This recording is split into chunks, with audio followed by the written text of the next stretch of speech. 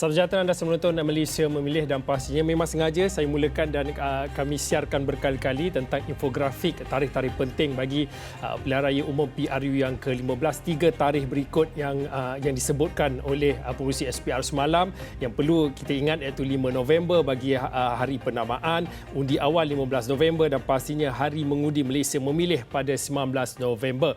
Dan dalam masa yang sama, selain pada kita melihat pada menjelang Malaysia Memilih 19 November ini, ada beberapa perkara lain yang perlu kita tarik keluar dan kita bincangkan di platform menjelang Malaysia Memilih ini. Saya ingin bawa tarik keluar diskusi dan juga perbincangan melihat kepada satu lagi perkara yang cukup penting, iaitu kita bercakap tentang limitasi tugas dan juga peranan kerajaan sementara di Malaysia pada ketika ini sehinggalah terbentuknya satu kerajaan baru selepas Pilihan Raya Umum ke-15. Untuk itu, kalau boleh saya nak terus bersama dengan Dr. Trisha Yoh.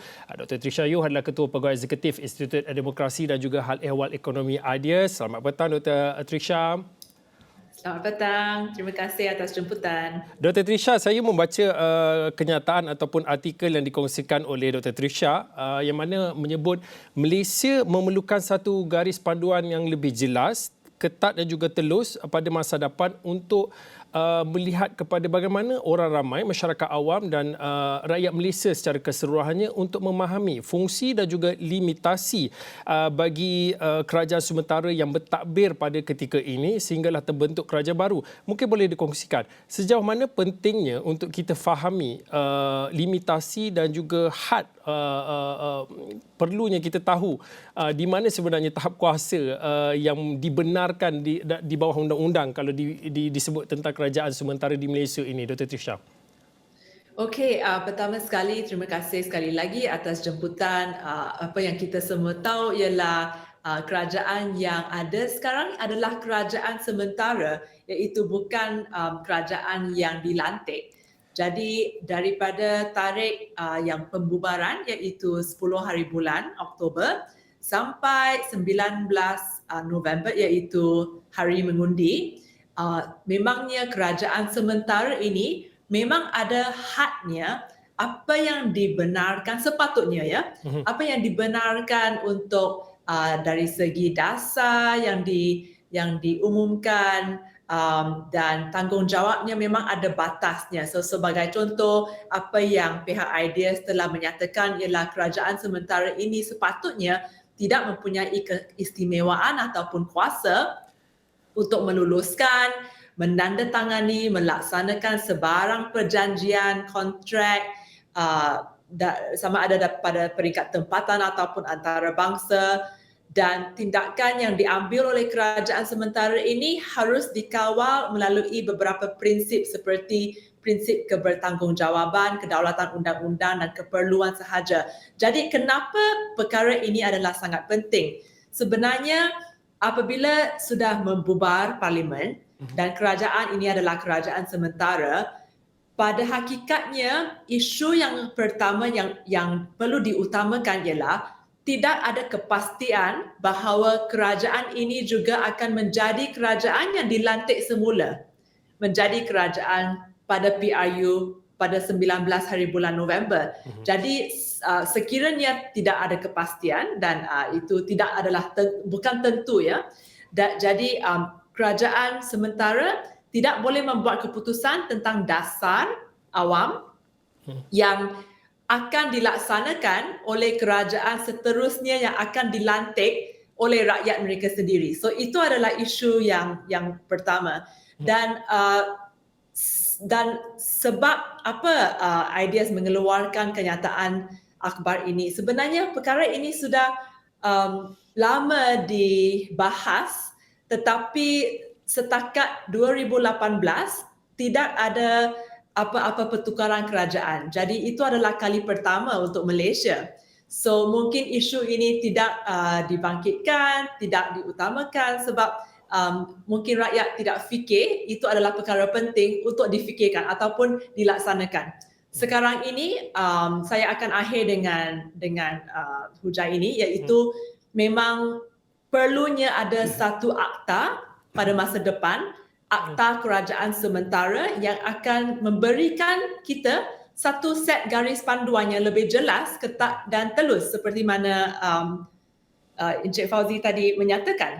So bukan sahaja setakat convention. So convention itu memang ada diimplementasi oleh beberapa kerajaan seperti di New Zealand, tetapi untuk negara seperti Malaysia, pendapat saya ialah akta memang diperlukan supaya ada kawal selia dan batas yang dilaksanakan dari segi undang-undang.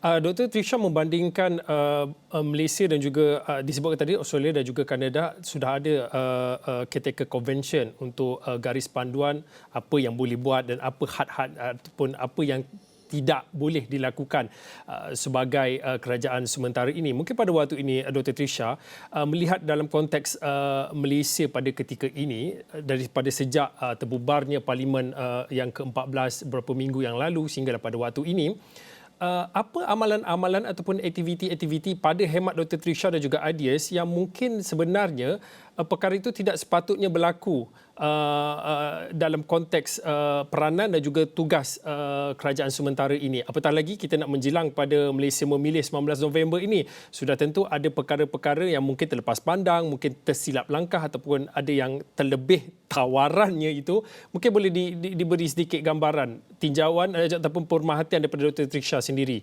berkaitan dengan limitasi kerajaan sementara ini.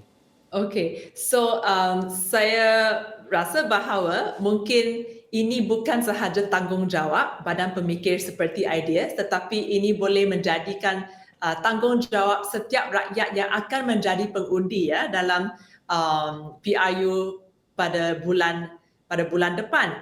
Sebab mereka yang baca berita, mereka yang akan bila ahli parlimen turun padang, rakyat mereka adalah di padang sendiri mereka.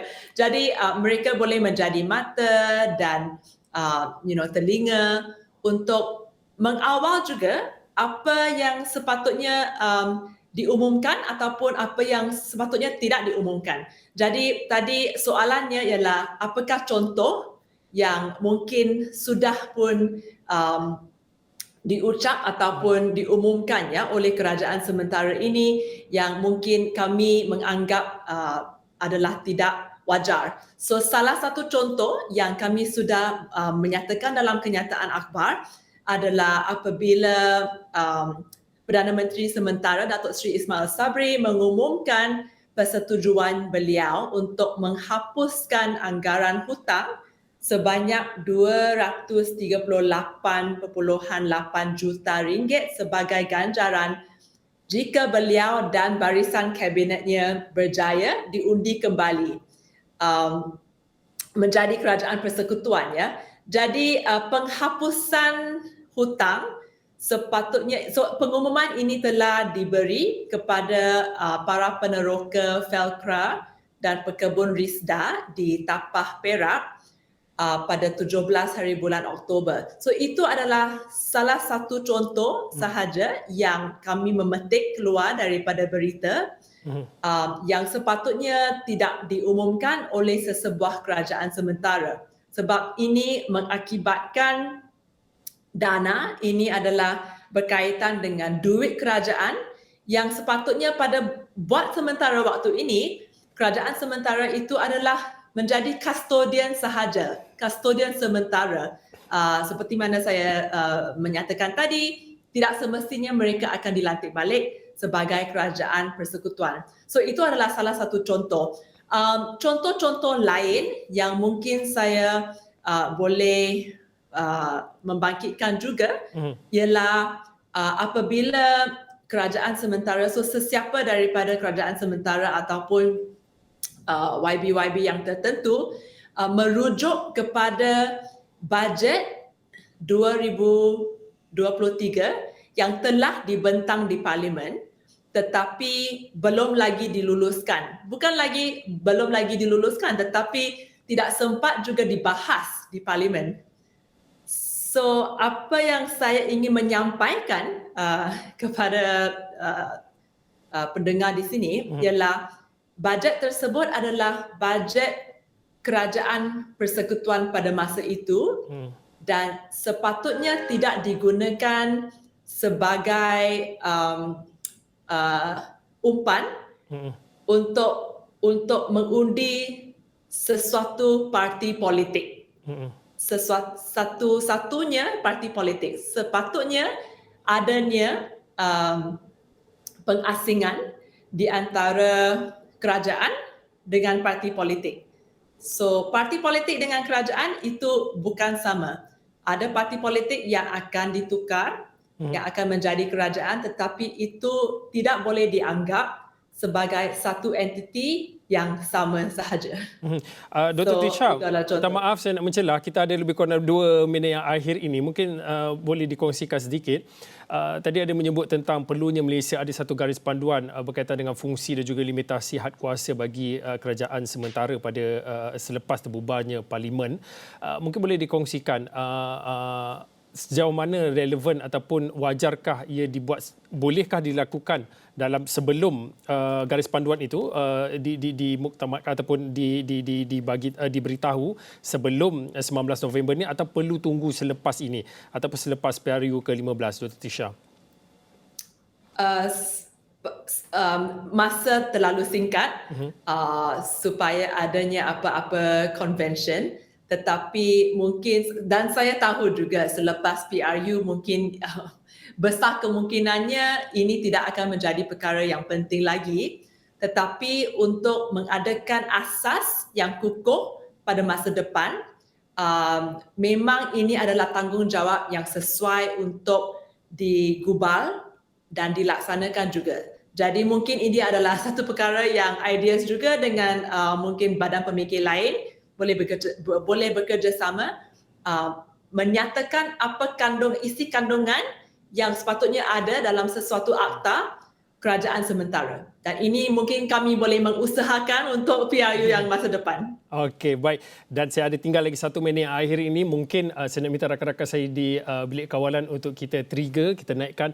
Ini adalah satu inisiatif yang kami bawakan, TV Poll. Anda boleh scan QR di skrin anda untuk soalannya hari ini, iaitu anda pernah bertemu YB ataupun yang berhormat di kawasan anda? Anda boleh jawab ya, tidak ataupun tidak tahu. Berdasarkan keputusan pada ketika ini nampaknya melebihi kepada tidak. Dr. Trisha, bagaimana kita tahu soalan-soalan seperti ini seringkali dinaikkan ataupun diutarakan, kita dengar menjelangnya pilihan raya umum, tak kiralah parti mana pun ditanyakan soalan tentang ini. Tapi sejauh mana untuk PRU ke-15 akan datang ini, soalan ini cukup penting, khususnya bagi mereka yang berhasrat untuk bertanding sebagai calon bagi MP di kawasan masing-masing. Dr. Trisha. Okey, so PRU ini adalah ada mungkin faktor yang berbeza di antara PRU sebelum ini, sebab kali ini memang ada persaingan kuat di antara pelbagai parti politik. Jadi mungkin dalam sesuatu kawasan akan adanya, harapnya tidak begitu banyak, tetapi mungkin ada 5 ataupun 6 ataupun 7 wakil yang akan bersaing, ya. Jadi apa yang penting ialah supaya rakyat memang mengenal ataupun tahu siapa akan menjadi wakil mereka sendiri. Dan di Malaysia, parti politik di Malaysia adalah sangat berasaskan personal touch, iaitu rakyat memang suka untuk wakil rakyat mereka turun padang dan ada sesi berkenalan dengan mereka. So itu saya rasa adalah satu perkara yang memang penting untuk setiap YB, dan sekiranya ada sesuatu kawasan di mana YB tak pernah jumpa dengan rakyat mereka, mungkin ini adalah satu red flag yang sangat penting untuk mereka, dan parti-parti mereka juga akan mengenal pasti apakah yang sesuai untuk dilakukan dari segi pencalonan juga. Okey, baik. Terima kasih Dr. Trisha Yeoh. Dr. Trisha adalah Ketua Pegawai Eksekutif bagi Institut Demokrasi dan Hal Ehwal Ekonomi Ideas, yang mana berkongsi pandangan melihat kepada apa limitasi bagi kerajaan sementara di Malaysia, dan juga sedikit pandangan melihat kepada TV Poll yang kami lakukan. Soalannya yang pada hari ini, pernahkah anda bertemu yang berhormat di kawasan anda? Baik, Malaysia Memilih berehat seketika, kembali lagi selepas ini.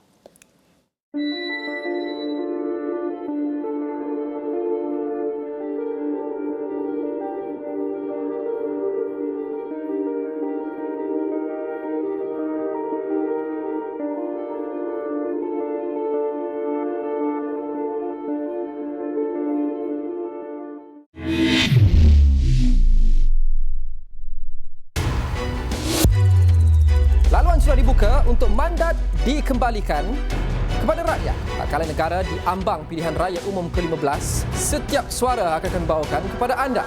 Analisis politik, cerita rakyat, kajian data, semuanya akan kami selami setiap hari, setiap sesi. Mandat kami adalah untuk melapor tanpa berat sebelah, secara konstruktif, seimbang dan adil. Pastikan Astro Awani, saluran pilihan raya anda.